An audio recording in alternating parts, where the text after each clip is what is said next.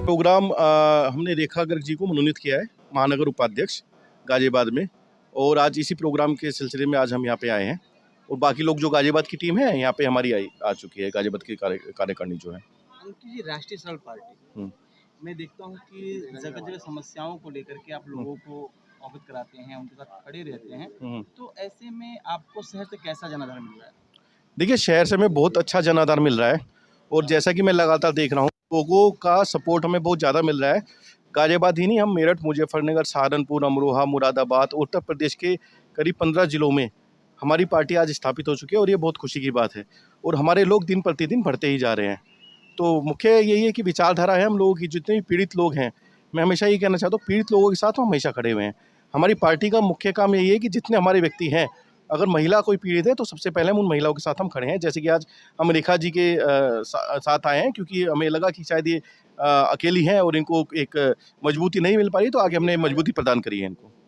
अंकित जी, जैसे कि आपने बताया कि जहाँ भी समस्याएं होती हैं या जो लोग हैं, 5 ऐसे शब्द बताइए अपनी पार्टी के, 5 ऐसे उद्देश्य जिससे कि लोग आपसे जुड़ें और लगे कि हाँ, आप जनता के हितों की बात करते हैं।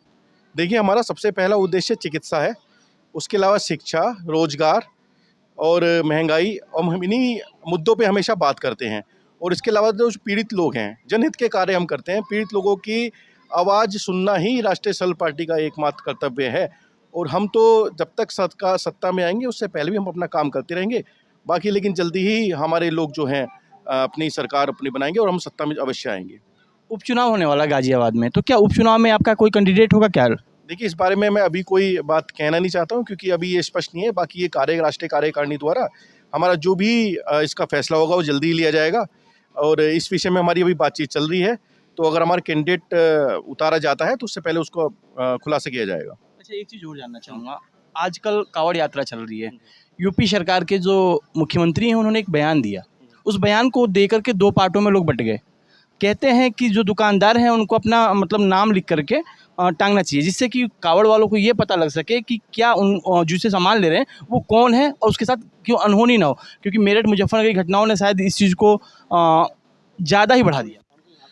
देखिए, मेरे विचार से तो इन्होंने अभी जो बयान दिया है, फल वाला हो या फिर कोई और हो, उस रेडी वाला अगर वो अपना नाम लगाएगा तो मेरे कुछ पदाधिकारी से मेरी बात हुई है तो उनका कहना ये है कि इसके जिस तरीके से वो फ़ायदा देख रहे हैं कि भाई धार्मिक यात्रा है तो उसमें उन लोगों के साथ उनको पता चल जाए कि कहाँ से सामान खरीदना है, वो बात उचित है।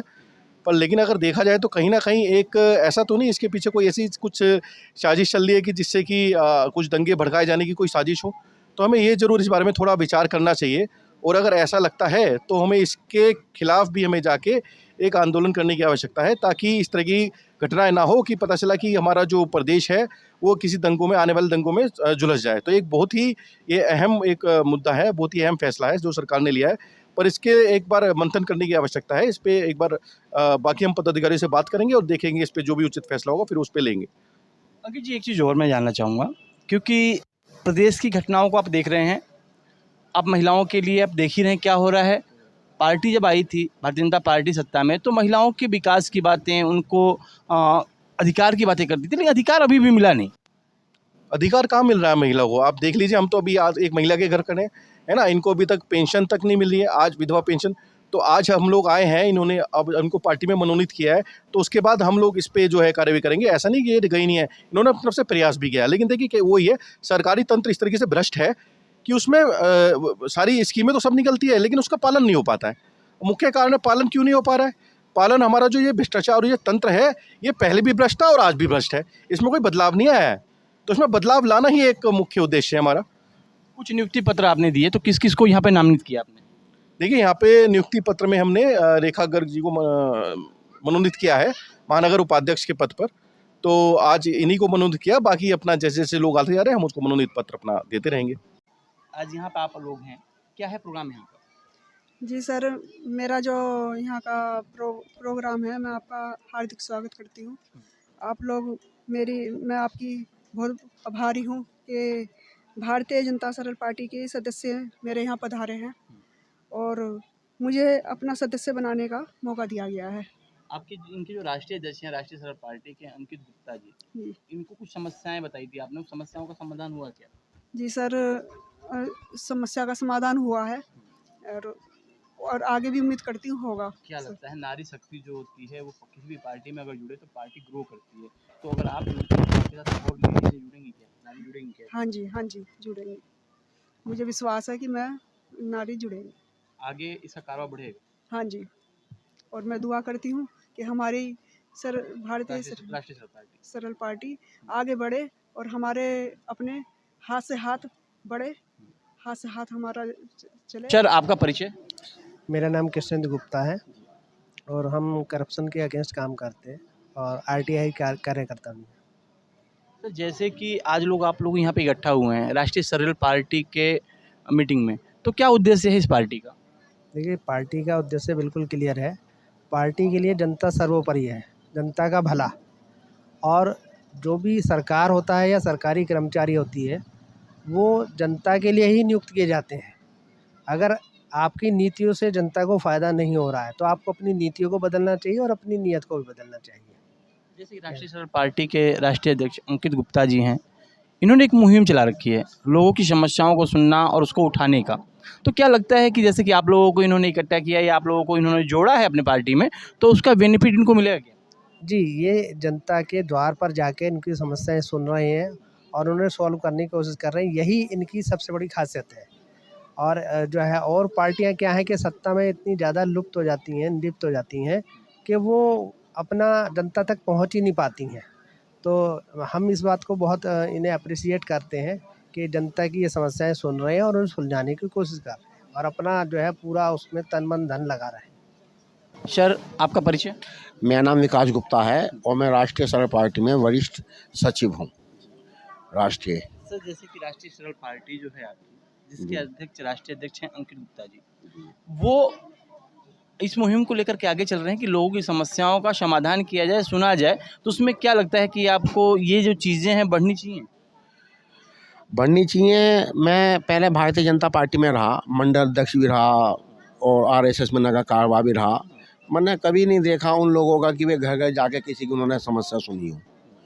मैंने समाजवादी पार्टी में भी रहा, मैं महासचिव मेरठ जिले का, लेकिन मैंने कभी किसी पार्टी का ऐसा नहीं देखा कि किसी पार्टी ने जो है घर घर जाके लोगों की समस्याओं का समाधान किया हो। जिस तरीके से आज अंकित गुप्ता जी घर घर जाके लोगों की समस्याएं सुन रहे हैं, ऐसा मैं पहली बार देख रहा हूँ। नहीं तो पार्टियाँ क्या करती हैं कि केवल कार्यकर्ता बना लेते हैं, कार्यकर्ता उनके पास उनके नेताओं के पास जाते हैं और वे लोग जो है इस अपने कमरे बंद कर लेते हैं, बाहर से गार्ड कहते हैं कि आप जाइए, नेताजी तो है ही नहीं। बहुत जनता जाती है सांसद जी के पास, विधायकों के पास, लेकिन वे लोग जो है घरों से बाहर ही नहीं निकलते। शुरू का संघर्ष है, मैं फिर कहूँ शुरू का संघर्ष है। संघर्ष के टाइम में ना हर कोई पब्लिक में होता है और बनने के बाद पद के बाद फिर वो बैठ जाता है। ये एक्चुअल क्या आपके साथ नहीं, अगर उनकी जगह आप भी होंगे तो शायद आप भी वही करें। नहीं, ऐसा नहीं है, क्योंकि हर आदमी देखे ना कि आदमी घर घर जा रहा, घर घर जाकर उसकी जो है वो कर रहा। मैंने आपसे बताया मैं आरएसएस में भी रहा, समाजवादी पार्टी में भी रहा, मैं भाजपा में भी रहा, मैं जिले स्तर पे, लेकिन मैंने जो है कभी उन लोगों का ऐसा कोई प्रोग्राम नहीं देखा कि जिन लोगों ने घर घर जाके किसी की सुनवाई की हो। केवल राष्ट्रीय सरल पार्टी की ऐसी एक मुहिम देख रहा हूँ कि जो किसी के साथ कुछ भी समस्या है, ये हम लोग तुरंत पहुँचते हैं और पहुँचने के बाद में उस समस्या का समाधान करते हैं।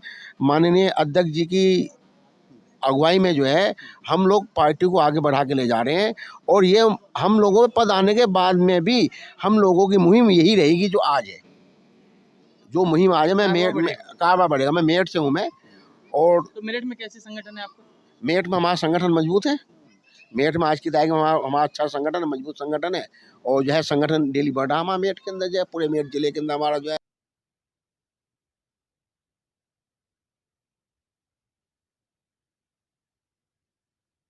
और आप अपना परिचय भी दीजिए। मेरा परिचय, मैं doctor Krishna Kumar Varma, allrounder of world, ये मेरा परिचय है। और यहाँ राष्ट्रीय सरल पार्टी में मैं जिला प्रवक्ता के पद पर हूँ।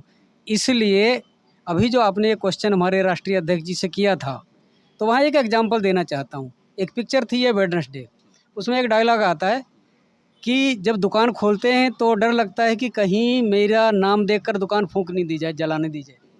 और वही आज होने की संभावना है। कल भी मैंने एक न्यूज़ चैनल पे ये बात रखी है, 2 जगह मैंने बात रखी है, उनको बताया कि ये जो नाम के बोर्ड लगाए जा रहे हैं, कहीं इसके पीछे दंगे ना भड़क जाएं। नाम लिखने में बुराई नहीं है, बुराई उसके पीछे की साजिश की है। तो यहाँ मैंने और भी कई लोगों से बात कहा कि इस चीज़ को रोका जाना चाहिए। ये न राष्ट्र हित में है, न देश हित में है, न समाज हित में है। और रही जहाँ तक बात हमारी पार्टी की, हम सरल और सिंपल तरीके से अपनी पार्टी का काम करते हैं। डॉक्टर साहब एक चीज़ और भी आता है, आपने देखा होगा मुजफ्फरनगर और मेरठ की घटनाएं, जिस तरह से ये हुआ वो भी तो गलत है ना। अगर वो गलत कर रहे हैं तो फिर इसमें ऐसी अगर सरकार कोई ला के स्कीम लेके आती है कि भाई आप अपना नाम लिखिए या करिए, तो उसमें गलत क्या है? मुझे थोड़ा सा आप इस पे प्रकाश डालें। बिल्कुल सही क्वेश्चन आपने किया हुआ कि नाम लिखने में कोई बुराई नहीं है। बात नाम लिखने की नहीं है, बात तो नाम पहले क्यों नहीं लिखवाया? अभी कावड़ यात्रा के दौरान जो नाम लिखवा रहे हो कि फल वाला नाम लिखेगा, अब आम जहाँ से चला था वहाँ तोड़ा होगा किसी ने, उसके बाद वो कहीं इकट्ठा किया गया होगा, उसके बाद वो ठेली पाया तो ठेली वाले का ही नाम का, फिर पीछे की लिंक कहाँ से लाओगे? ये एक वैमनस्यता फैलाने वाली बात है। जहाँ तक नाम लिखने की बात है तो पहले क्यों नहीं किया? और फिर एक चीज़ बताइएगा कि अभी एक घटना कल ही देख रहा था कि वो प्याज की छौंक लगा दी तो उसको तोड़फोड़ कर दी उस ढाबे पर। ये कहाँ की इंसानियत है, कहाँ के देशभक्त, कहाँ के मतलब ये शिव भक्त हैं? अगर शिव भक्त हैं तो फिर ऐसे तांडव क्यों? ये तो होना चाहिए ना। शांति का मतलब है शांति। आपकी जुलूस निकल रहा है, अगर धार्मिक है, धार्मिकता का मतलब ही है कि शांति, और शांति का ही श्री कृष्ण ने भी कहा था कि शांति से अच्छी कोई बात नहीं। डॉक्टर साहब जो वीडियो वायरल करते हैं लोग, कहीं वो तो नहीं, सरकार क्यों चाहेगी कि ऐसा हो कि दंगा भड़के या कोई ऐसी चीज़ हो जिससे कि सरकार ही कटघरे में आए? सरकार क्या है? सरकार तो हम ही सब है ना। सरकार हम ही सब है ना। सरकार कोई एक व्यक्ति तो नहीं है, क्योंकि लोकतंत्र की सरकार में सभी है ना। तो ये सब कहाँ से शुरू हो जाता है और किसके उकसाने पे होता है ये नहीं पता लगता। जब कोई जुलूस जा रहा होता, कोई एक पत्थर फेंकता है छोटा सा, या कोई घटना घटती है, आपको ध्यान होगा कि ऊपर से किसी ने थूक देने की घटना हुई थी, उसके बाद उसका घर तोड़ दिया, घर जला दिया गया। लेकिन कहाँ से होती है ये, किसकी सह पे होती है तो पता ही नहीं लगता। वो स्लीपर सेल की तरह किसी को आदेश दे दिया गया कि तेरा क्या काम है, जाएगा और सिर्फ एक पत्थर फेंकना, उसके बाद चिंगारी लग गई। आप इसे बुरा मानते हैं, इस पर रोक लगनी चाहिए?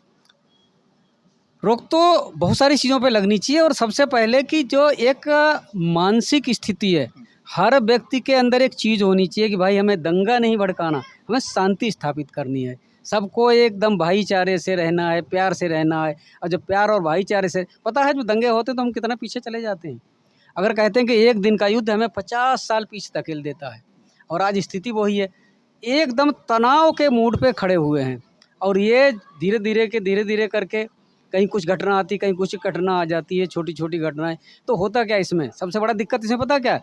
हमारा जो सरकारी तंत्र है, जो हमारे अधिकारी IAS IPS या जज, वो सब इन्हीं बात में उलझे रहते हैं, छोटे छोटे केसों में उलझे रहते हैं। देश के विकास की बात ही नहीं हो पाती है। तो यहाँ सबसे बड़ी बात है ये छोटे छोटे समस्याएं, छोटे छोटे। आपके अध्यक्ष जी विकास करेंगे, आपको उम्मीद है?